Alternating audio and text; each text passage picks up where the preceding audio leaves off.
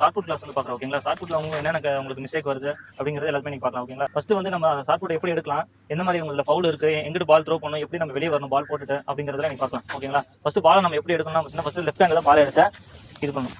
Grip பண்றது வந்து right லெக்ல வச்சு கிரிப் பண்ணிக்கோ ஓகேங்களா. பால் எடுக்கும்போது பார்த்தீங்கன்னா நம்ம 5 ஃபிங்கர் ஓகேவா, இந்த 4 ஃபிங்கர்ல வச்சுட்டு அதுக்கப்புறம் 5 ஃபிங்கர் க்ளோஸ் பண்ணணும் ஓகேவா. பால் வந்து இப்போ வந்து க்ளோஸ் பண்ணக்கூடாது ஓகேவா. ஓகே புரியுதா, இந்த மாதிரி க்ளோஸ் பண்ணக்கூடாது ஃபிங்கர்ல தான். அதே மாதிரி பால் வந்து எப்படி த்ரோ பண்ணணும், உள்ள வந்து இந்த செக்டார்க்குள்ள வந்து பார்த்தீங்கன்னா எப்படி வேணாலும் உள்ள வரலாம் ஓகேங்களா.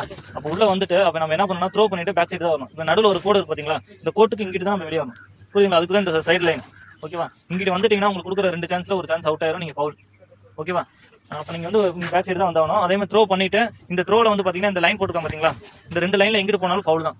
அதுவும் கரெக்ஷன் மிஸ்டேக் அவ்வளோ ஒரு சான்ஸ் உங்களுக்கு வேஸ்ட் தான் ஓகேங்களா. நீங்க 6 மீட்டர் தாண்டி போட்டாலும் 5 மீட்டர் டபுள் ஸ்டார் போட்டாலும் லைனை விட்டு இங்கிட்டு போட்டீங்கன்னா உங்களுக்கு வந்து ஸ்டார் வந்து கொடுக்க மாட்டாங்க ஓகேவா. அடுத்த சான்ஸ் போயிருவீங்க. அடுத்த சான்ஸ்லேயே வெளியே வந்துச்சுன்னா அவ்வளோதான், 2 ஃபவுல் ஆயிரும் ஓகேவா. உங்களுக்கு ஸ்டார் கிடைக்காம போயிடும்.